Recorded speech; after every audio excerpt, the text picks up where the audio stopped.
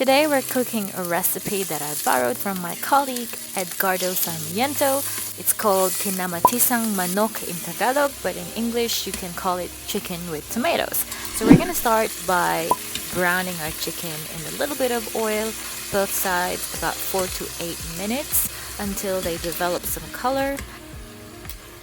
Grab an onion, a medium-sized one, mince, 1 onion and 1 full garlic, and about 4 to 5 medium-sized tomatoes. We can then set aside the brown chicken. Don't worry if there's still blood in there, we're gonna still cook this through later on. The important thing is that you have all those flavors at the bottom of your pot. You can see those brown stuff in there, that's your chicken shredded. You can take this off or you can leave this because we are going to saute the onions and garlics. And then all these flavors are going to come together later, you'll see.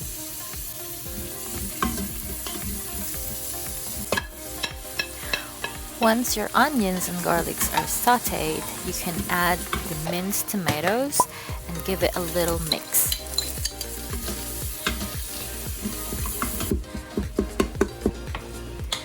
It should take about a few minutes. You can add the brown chicken onto your tomato, garlic, and onion mixture. Mix it a little bit.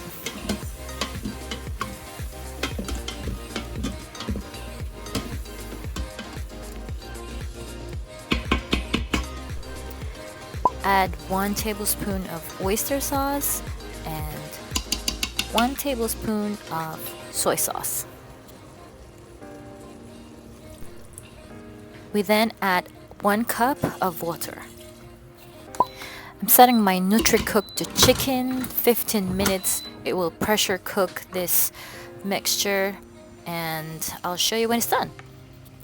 Once it's done, we're gonna release the pressure by opening the valve and waiting for the thingy to tick so we can open the lid. There you go.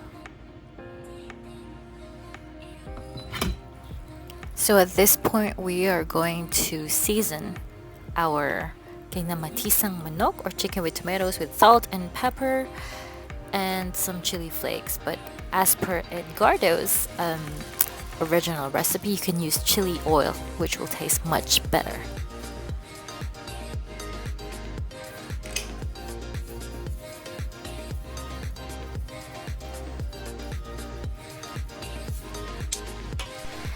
Give it a little mix. I would suggest that you put a little less water than I did because as you can see, this has a lot more soup than a creamy texture.